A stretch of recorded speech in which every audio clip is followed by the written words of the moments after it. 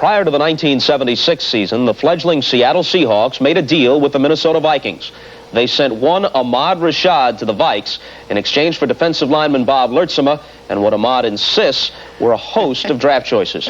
In any event, the deal opened up a starting spot for Steve Largent in the Seahawk lineup, and Largent, of course, now holds all the Seahawk receiving records. So I guess it's not so bad when you're traded to make way for a legend. Well, you know, most people don't realize that we were teammates for all of about 20 minutes before I went to the airport and was traded to Minnesota. And I know during that time, he benefited greatly from the expertise you shared with him. I taught him well, Bob. But I've always been impressed with this guy because he's a very intelligent receiver. He reads defenses as well as any quarterback in the league. And another thing, when you watch him, you're so impressed with his body control. I asked him about that, and he said the reason he has so much body control is that he runs so slow. That's not the case. Like all great players, he's found out what he does best, and he always uses the discipline to stay within his strengths.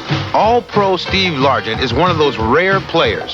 When you watch him, it's like watching poetry in motion. And every single one of his pass routes are simply impeccable. And his footwork, dazzling. In coaching, we like to use the term availability. You got to be available, ready to play on Sunday. And Steve Largent certainly personifies that because he's going to be ready and prepared to play. Everybody's ready. You know, some people are ready for anything and prepared for nothing. But he is ready and prepared each and every Sunday and just gives great performance. I've said before that I've been around a lot of receivers in my time, and he's the best receiver I've ever coached or ever been around. I've been very fortunate to be able to play within offensive systems that try to utilize me and the ability that I do have to read defenses and to find open spaces and quarterbacks that are willing to, you know, throw the ball in there to me. And you know, so I've been very fortunate in that respect. Steve, when you talk about preparation, it reminds me of a guy who I think was probably the best receiver to ever play in the National Football League, and that's Raymond Berry. He said that he would prepare so much, but by the time the game came around, he was so confident he couldn't wait. Mm-hmm. And listening to you talk about your preparation and hearing a lot about it, it sounds pretty similar. Well, it is, and I would just say, too, that one of the big thrills of my career was having gotten to play for Raymond Berry in one of the Pro Bowls. In fact, it was the one where you were MVP in Los Angeles. And, you know, he is a stickler for details, and I think that same philosophy is the same one that Chuck Knox has here. And I think that having gotten a chance to play for Chuck and his system has developed that quality in me even more because Chuck's the same way.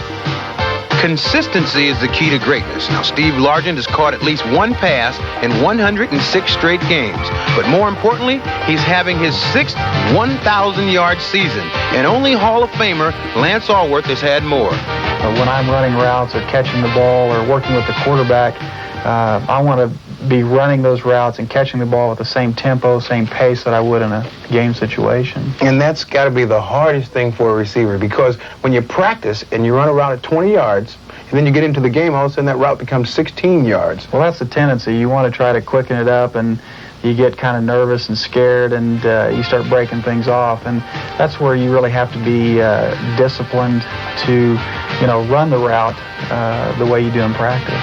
Steve Largent may be the greatest receiver in the game because he can do it all. He runs great pass routes, he has excellent hands, and contrary to what most people believe, he has excellent speed. Now, case in point, this is Louis Wright of the Denver Broncos, one of the best and fastest defenders in the National Football League. Over here, we have Steve Largent.